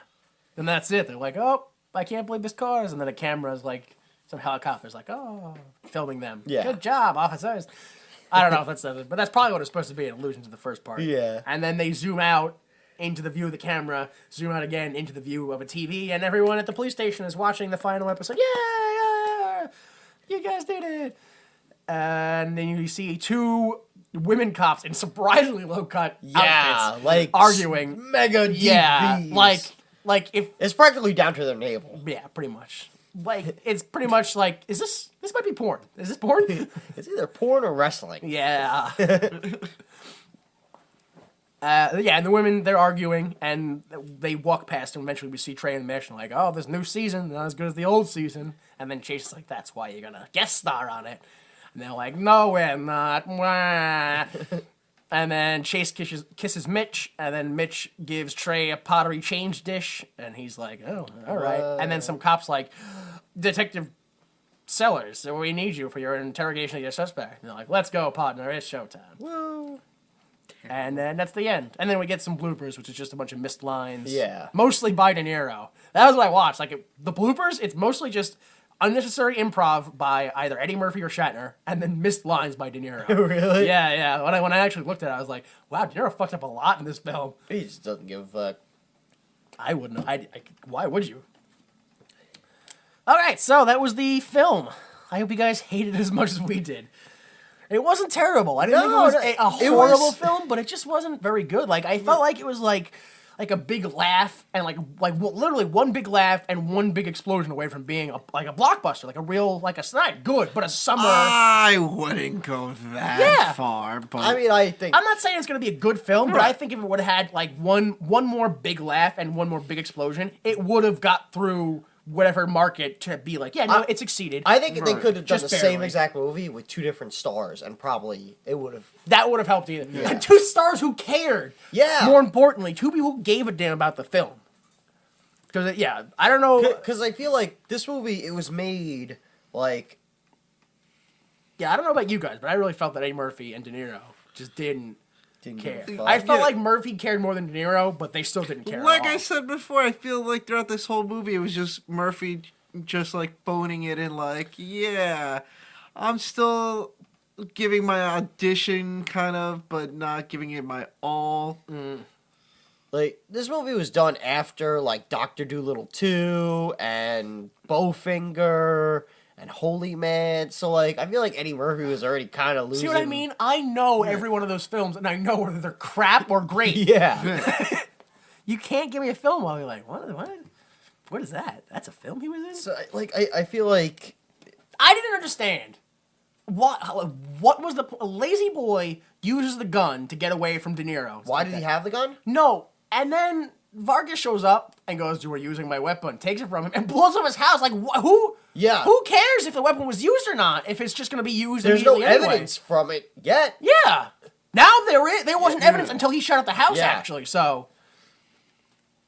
He really fucked himself on that one, to be honest. Plus, why did Lazy Boy have... Like, why would a, like, shitty drug dealer, TV repair shop have this super gun? What was... Yeah. What was his connection to Maybe Vargas? he knew the gun guy or something. Yeah, I was about to say, don't- maybe he was the yeah, in-between guy, yeah. He could have, yeah. I don't know. Is this how all cop movies end? Where the flamboyant kind of like excitable officer, he kind of gets like nothing, and like the by the books nobody officer, like the straight laced, he's the one that gets the girl. I don't think Is that how it normally works? No, because, like... Because that's how it worked in Dragnet. Like Dan Aykroyd and Tom Hanks. He got the Really? Miss Penny Lane or whatever her. Because I'm thinking, like, Lethal Weapon at the end of the movie. Well, he was already married, so the straight laced. Yeah, but, like, the whole movie, it's like, oh, Danny Glover, you old, but... Yeah. Mel Gibson, you're hip and cool and young. Yeah, I everyone likes guess. you. The other example I used was Jackie Chan, the Chris Tucker, the excitable, loud Yeah. enough, the one. He got money or fame, whatever. He got pretty much nothing. You know, same thing like Trey. He didn't Yeah. really get too much. Just detective, which is the natural progression of being a cop. He really didn't get too much. And then Jackie Chan, he was the one who got the hot girl. Yeah. And so it's like, oh, what the fuck? Oh, I didn't know if that was like. that was an extra joke or if that was like how it normally went. It's bullshit. Regardless, it's fucking bullshit. I don't know why I'm dwelling on it. I just wasn't sure if they thought they were doing something original. If it was another joke. If it was just like the same cliche ending. I didn't like it anyway. Satire. I didn't understand why they had to put that in there. Regardless, I didn't feel like there was enough of a connection between Robert De Niro and whatever her name is, Chase Renzi. Yeah. That I didn't play those two characters. I didn't like. We got when she first showed up. De Niro was like, "Oh, better looking than I thought." Then there's a point at the film. She says something about him being attractive. Yeah. What's his name? Trey is like, you need to wear certain colors, or like you need to wear solids. And then like the next day he wears solids, and she's like, oh, I like that. You look better. Oh, like you that look shirt." better. And like that's really it. Yeah. The only third thing you could even come close to saying is at the end when Vargas grabs her, she yells Mitch instead of yelling for Trey or for help. She goes Mitch, which. That's because she knows which one's the better of the two cops. Yeah, no, I probably would have yelled for Robert De Niro in that case too. In real life, if some terrorist kidnapped me and it was between Robert De Niro and Eddie Murphy, I'd go, De Niro! Robert De Niro! Although, in realistic, I probably should call for Eddie Murphy, because then Eddie Murphy would just do his routine, and eventually the villain would be like, oh my god, all right, fine, take him, go away. This bit never ends. Yeah, I guess that's it. I will say that surprisingly enough, somehow both parts didn't get what they want and got what they wanted. Because Maxis wanted a new hit show to make their TV And thing they got better, it. and they got it. But also they didn't, because they had to do a second season with some other shitty people that clearly didn't work as well. Yeah, it's not going to work as well. The police department wanted good PR, which they got got, it. but then they didn't because they Yeah. had to fire them and get Yeah. rid of the show. And so, like, I've never seen everyone win and everyone lose all at the same time with this film. And that's why this film is bad, but it's also kind of good. Like, it's not, it's weird. I don't get it. You kind of won, you kind of lost. Yeah. What was I going to say? Oh, I wanted to point out the writers of this film. There was some writer, like Jorge something or whatever. He was like the first writer written. Not important, because I looked it up. This is the only thing he ever writ, and he's mostly a producer. Okay. Then there was the director, Tim Belly, I think, or something like that. Delay, something like that. He did, like, Failure to Launch and Marmaduke. Like, that's what he directed. Yeah, and So, like, Shanghai Nude. Yes, yeah, Yeah. he wasn't too good. But these fucking guys, Alfred Gough, G-O-U-G-H, Gough, I don't know. and Miles Miller. These fuckers are the ruiners. They've done a lot of shit, so people like them, but they wrote, I should say, Shanghai Noon, Shanghai Nights, Lethal Weapon 4, Herbie Fully Loaded, the third Mummy movie, Spider-Man 2, surprisingly. Oh. No, yeah, that's a weird one. Smallville, Season 1 and Season 10, which typically the first and the last seasons are the worst ones. Yeah. So they also wrote the failed Aquaman pilot that stemmed from Smallville. I don't know if you remember. Didn't even know there was one. Yeah, in Smallville, they did an episode where they had, like, Aquaman on. They did an episode where, like, he came over. Like, it wasn't Aquaman. It was just some kid. Because Smallville, so nobody has names yet. Yeah. But he just found some guy who's a lifeguard who also has water powers, kind of like Clark. But, Yeah. you know. And they're like, oh, he's clearly Aquaman. The failed pilot for that crap they did. He did, like, what was it? The TV show Time Cop. Not the movie, the TV series Time Cop. I think there was something else in there too, but it was just a lot of stuff that you're like how do you guys keep getting work? Like, you must sell yourselves really well, and then that's it. Yeah, but it was amazing. Once I saw those guys' names, that literally those two guys, whatever it is, Go and Mylar, they only work together. Everything they've written, the other guy's also written. Wow. Like, after a while, I was like, I think these two people might be fake. And it's just like, it's one guy who doesn't want to be involved. So he's like, I'm actually two people with two fake names, so no one can ever trace it back to me. Oh, man. So, yeah, I think we all agreed. Not great, but not horrible. Like a 2 out of 5, maybe, something like that. Yeah. 1.5, 2 out of 5. Somewhere around there. Somewhere around there, right? That's what I figured. Yeah. All right, so let's play a game. Yeah. Woo! You guys ready? Let's go ahead and play this game. 89 reviews on Amazon. All right. That was it. Only 89. I think it was. I didn't write it down. The movie's I been forgot out to. since 2009. 2. 2. Wow. Yeah. I think it was something like 27-ish, or 5 stars out of the 89. So, I mean, that's not Almost- terrible. It wasn't too high. Yeah. It's like almost a 5th, or actually almost a 3rd, I mean. All right, this first one is called Must See by Anthony. For those who like Meet the Parents and analyze this, Showtime is a very well-written cop comedy. In my opinion, Robert De Niro and Eddie Murphy together make this better than Beverly Hills Oh Cop. my God, 5 out of asshole. 5 stars. That's why I put that, because the whole time you're like, all right, now this guy he's making a point, maybe I can see. And then Beverly Hills Cop, you're like, you fucking dick. Yeah, seriously. Piece of shit. Eat a bucket of lava. So yeah, what an asshole that guy is. All right. For those who like Meet the Parents, basically anybody who really likes Robert De Niro and anything he does, and you're just a big Robert De Niro fan, this is a Robert De Niro movie. Did you know Analyze This and That are bad movies? Are they? That's what I read that some people were saying online. I thought the first one was yeah, good. I thought they were pretty good. I thought even the second one was tolerable. I've never seen either one. Yeah, I but haven't to seen what it. I've understood, That's the one with the first Billy one was good. Crystal? Yeah, Billy Yeah. Crystal. Who the fuck doesn't like Billy Crystal?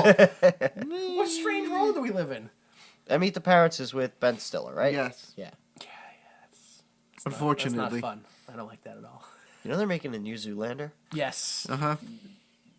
that's what I think about that. Yeah, I don't know why. It's just, like when I heard that, I was like, oh, so we literally have no more ideas. Yeah. Like that, we're officially done. We're done. What? Let's just make another Jay and Silent Bob Strike Back. Like what the Yeah. what the fuck? Zoolander is one of those movies where I don't really like the movie, but there's like 2 or 3 quotes from it that I kind of like. And that's it. I just like being able to go, think I have the black lung, Pop. That's why I like Zoolander. All right, this next one is called With All That Said, It's Still Possible to Enjoy Showtime. That's the title. Okay, let me just say, it just seems like everybody, look, this movie's 5 stars if, like, there's a lot of qualifiers for this movie. Absolutely. I love the way it starts. In the beginning, it's hard to see how anybody wouldn't like this fun little film. It asks nothing of the audience other than to sit back and enjoy a couple of great actors. This is a movie. A good old-fashioned suspend all disbelief Hollywood comedy that leaves you laughing. The cast and crew of Showtime do an incredible job of melding the buddy cop film genre with our society's penchant lately for the whole reality television business. I had serious doubts about Showtime, expected a combination of 48 Hours, Beverly Hills Cop, and a plethora of other buddy cop movies, and not much more. But, though there is a lot of all of these flicks in Showtime, I have to admit I have a good time watching these veterans play off each other. 5 out of 5 stars. I expected a combination of 48 Hours, Beverly Hills Cop, and a plethora of other films. This guy's clearly an asshole. Yeah, there's no way this guy's not in it. I was thinking this would be all buddy cop movies put together. And not much more than that. Yeah, not much more. Fucking dick. Like, I'd understand it if this review came from a year other than 2002, which leads me to believe you saw the fucking trailer, so you knew what you were getting Yeah. when this movie came out. But yet you were expecting 3 other movies combined into one? 48 Hours, and Beverly Hills Cop, Yeah. and Lethal Weapon, and Lethal Weapon 2, and Lethal Weapon 3. When I went to see this Eddie Murphy film, I expected to see every other Eddie Murphy film at the same time. I mean, I went to see this, and I was expecting, Coming to America, and I was expecting Shrek, and I was expecting The Nutty Professor, and, this is kind of like that, and, I was expecting a little bit more than that, but it was all right. But not much more. Not much more. What an asshole. Oh my gosh. That was also 5 out of 5. This next one is called It's a Keeper. Great comedy by Ocean. The whole ocean. Oh, but which ocean? Yeah. It's so embarrassing, it doesn't even want it. No. We know it's you, Atlantic. Got eyes on you, Dead Sea. That's a C. Oh, wait. Water racism on my part. What an embarrassing time. Slow start, but ultimately a good setup for the plot. Funny and enjoyable cop drama. Great ending. Great message. Dreams come true. Keep working, keep dreaming, be genuine. and be willing to sacrifice and or do the right thing. Asshole! 4 out of 5 stars. Opinion. What about this film tells you to follow your dreams and keep Be working genuine? hard? That's what I'm saying. It's his opinion. Be genuine. All right, We see that Eddie Murphy is anything but genuine the entire movie. Yeah, I know. He's just like, I want to be Trey Sellers, super cop. Yeah, slide over the hood. Yeah, act badly. Yeah. All right. I think it might be the opinion of an asshole, but an opinion nonetheless. Yeah, I'm going to go with Danny on this one. Mr. Money had it right. All right, this next one, something to balance it all out. It's called, this one's titled Shit Time by Denture Wearer. That's it. That's my whole review. 1 out of 5 stars. Yeah, that's a solid opinion. I'll give him that. All right, there you go. That was it. That was all reviews. We got 2 assholes, 1 opinion, and the opinion of an asshole. If someone out there is keeping score, why? All right. Would you guys make a sequel? I mean, they kind of set themselves up with the whole lady cop Yeah. thing. But I mean, why? What would you do? Showtime 2, rolling with the new crew, and you do it Expendable style, where you take Eddie Murphy and Robert De Niro and Mel Gibson and Danny Glover.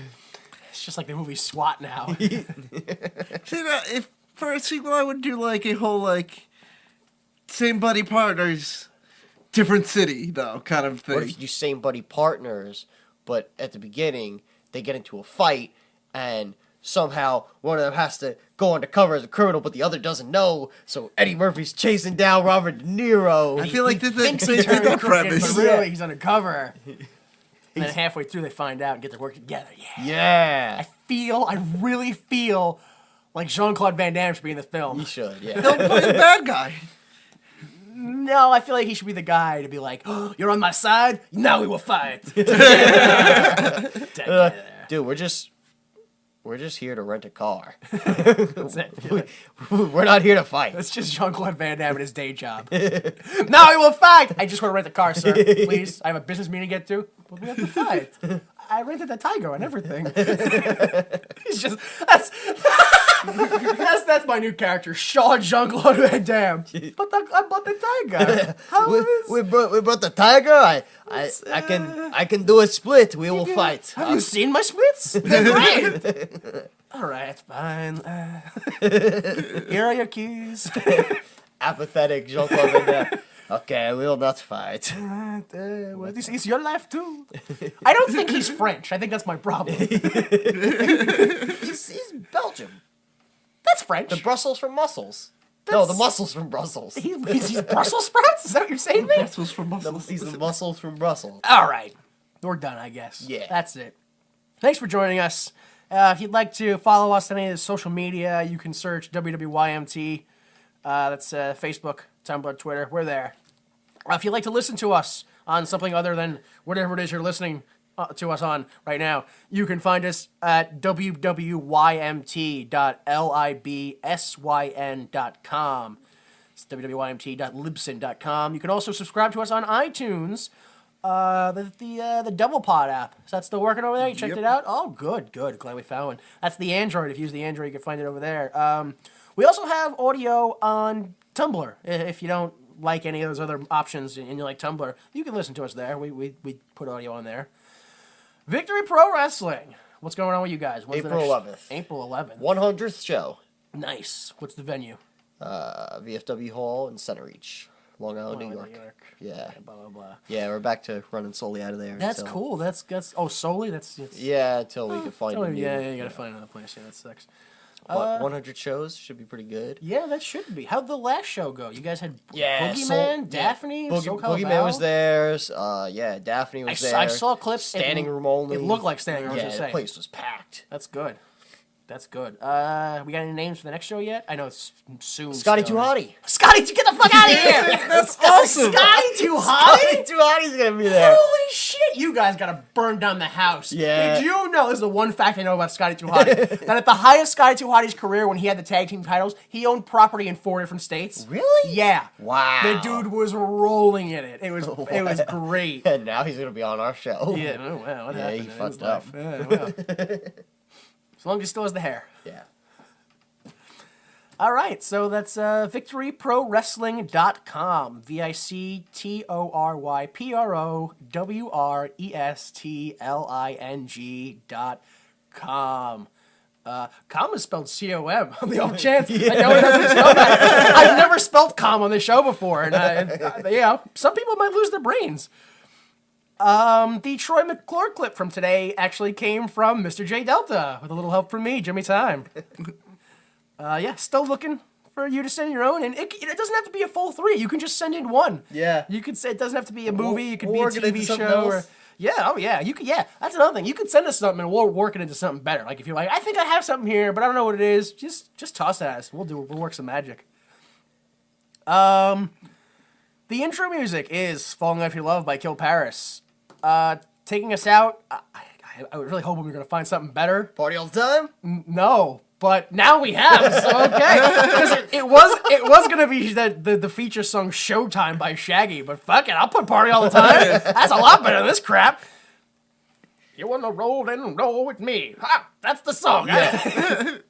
Showtime. You got the right to remain Silent. silent. Yes! What was that?